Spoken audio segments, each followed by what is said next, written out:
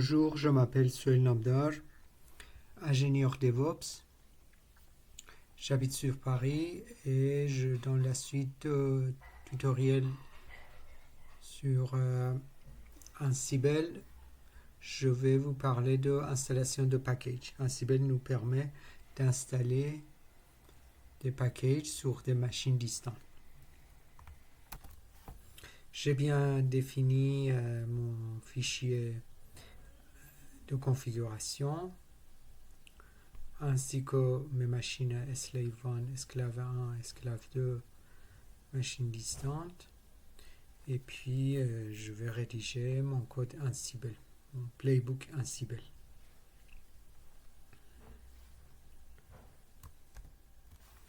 Je commence le projet avec 3 tirets en haut, 3 points en bas.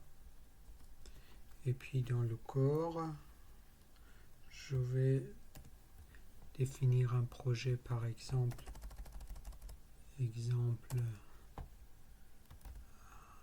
Apache. Le projet, je l'appelle Apache.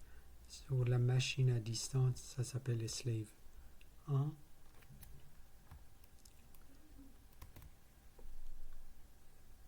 Que j'ai défini ici avec ses caractéristiques. Et puis je vais définir mes tâches. Ansible, à chaque module est lié une tâche. Par exemple, ici j'ai module apt à laquelle j'ai associé, aller installer la machine sur la machine esclave 1 Apache. J'ai nommé le nom de cette tâche install Apache. Et puis la dernière version, mise à jour sur les machines distantes qui s'appellent par exemple, qui ont installé OS Ubuntu.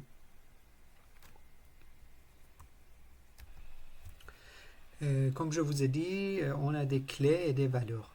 La clé, valeur, clé, valeur. Ça c'est la clé et ce sont des sous-clés qui ont une valeur. La clé become, on met yes pour dire qu'on est route. Par exemple, si je sélectionne et puis je fais CTRL SHIFT et slash, je fais CTRL S, j'exécute le projet.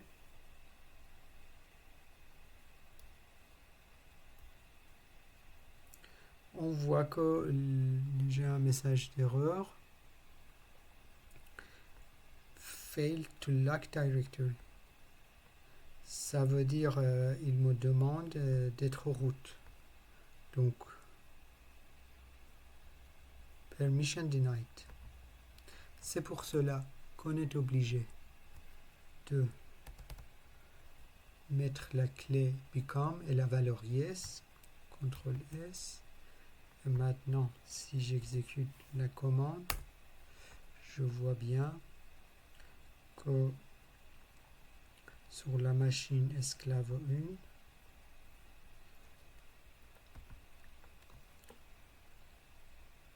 1, donc il y a toujours un problème.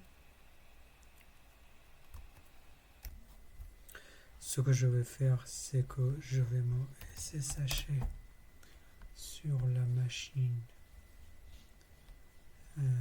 esclave 1, 192, 168, 10, 11. Je fais le pass.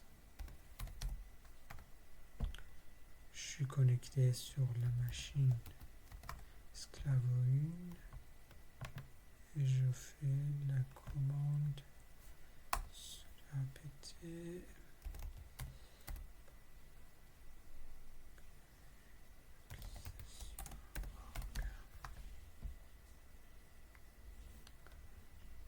Je vais sur le code et relancer.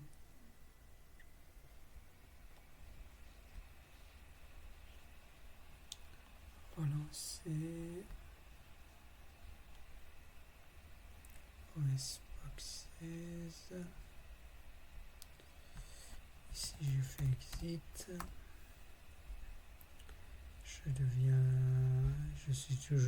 Je reviens sur la machine master. Et là, je lance la commande Ansible Playbook sur Apache.yaml.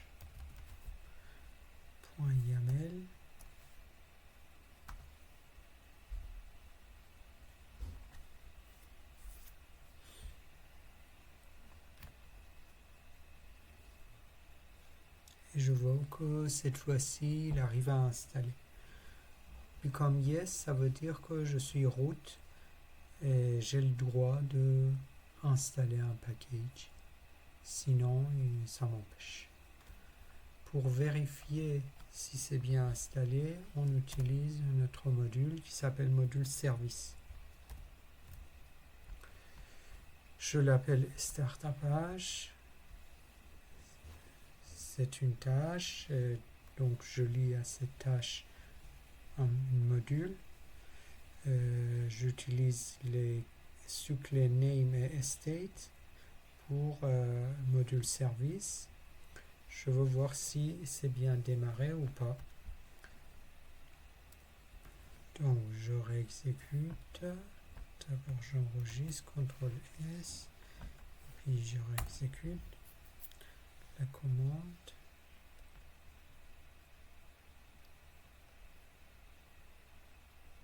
J'attends la réponse. Et je vois que Apache est bel et bien installé sur la machine Slaver.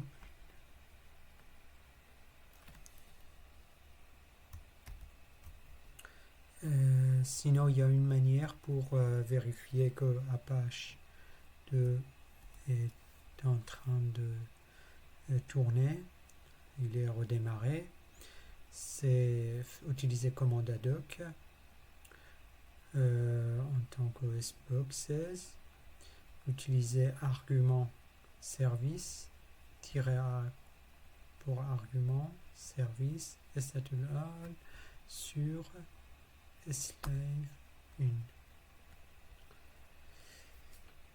Et puis je vois que Apache 2 sur slave 1 est installé, redémarré. J'ai la preuve ici. Il y a un serveur HTTP qui tourne sur ma slave 1. Bon, maintenant, juste pour vous faire une démonstration, si je me connecte en tant qu'OS Boxes sur la machine slave 1 et je fais la commande en ligne de commande directe, je demande stopper le service.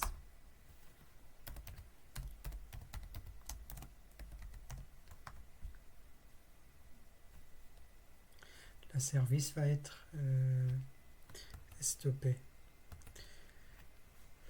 Pour comprendre bien ce qui se passe, c'est que par exemple j'ai des exécutables. Les exécutables sont des programmes chargés en mémoire qui font ce qu'on leur demande. Par exemple, c'est un serveur HTTP qui nous affiche le contenu de ce qu'on désire. Par le biais de service, module service Ansible, on peut arrêter ou redémarrer les services qu'on a demandé. Ici, on a arrêté la service. Maintenant, on peut de nouveau, si je fais status, la commande, je vois que service est inactif. Service est arrêté momentanément. Et le processus ID tel, il est arrêté avec success. Bon, maintenant, si je me remets sur mon orchestrateur de chef, ça veut dire la machine master, et je lui demande de réexécuter le playbook.